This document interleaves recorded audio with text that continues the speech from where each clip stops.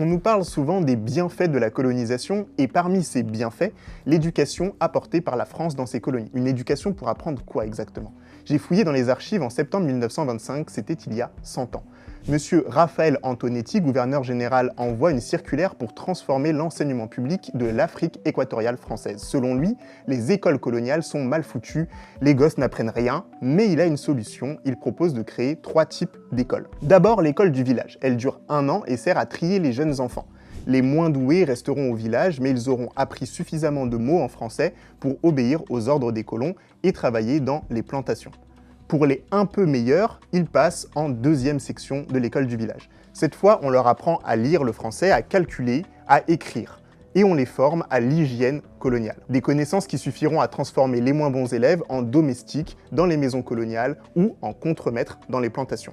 Mais pour les meilleurs élèves, direction l'internat dans de grandes écoles régionales. Cette fois, ils ont accès à de l'analyse de texte, des leçons de langage, de l'arithmétique, du calcul mental, de la rédaction, des sciences physiques et naturelles et même des notions d'histoire et de géographie de l'Afrique, mais surtout de la France. Après 3 ans d'école régionale, ils peuvent postuler à l'école primaire supérieure de Brazzaville. Ceux qui échouent au concours deviendront boutiquiers, comptables, infirmiers d'entreprises privées, etc.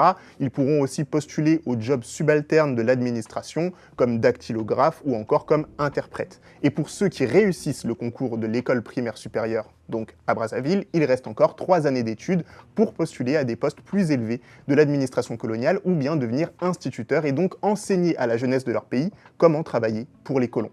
Et M. Antonetti le dit clairement. Il dit « En accueillant les enfants, en leur inculquant des principes et en éveillant des idées qui les séparent de leur milieu natal, les maîtres se sont moralement engagés à agir envers leurs disciples en bons pères de famille et à leur ménager des moyens d'existence nouveaux en rapport avec leur mentalité nouvelle. » Si je résume avec mes mots, l'école coloniale, c'est une machine à couper les enfants de leur famille, de leur langue, de leur savoir, pour les transformer en serviteurs bien dressés du système colonial. Et le plus paradoxal, c'est que sans ces indigènes qu'on surnommait à l'époque les évolués, la colonisation, elle aurait été impossible. Mais voilà le twist, certains de ces élèves ont tellement bien appris la langue française qu'ils l'ont retournée contre leur maître. Je pense aux sœurs Nardal, à Frantz Fanon, à Ho Chi Minh, plein de noms qu'on connaît aujourd'hui, et nous sommes aujourd'hui nous-mêmes les héritiers de ces colonisés qui ont piraté la langue française. Et une nouvelle question se pose. Que faire de ce français?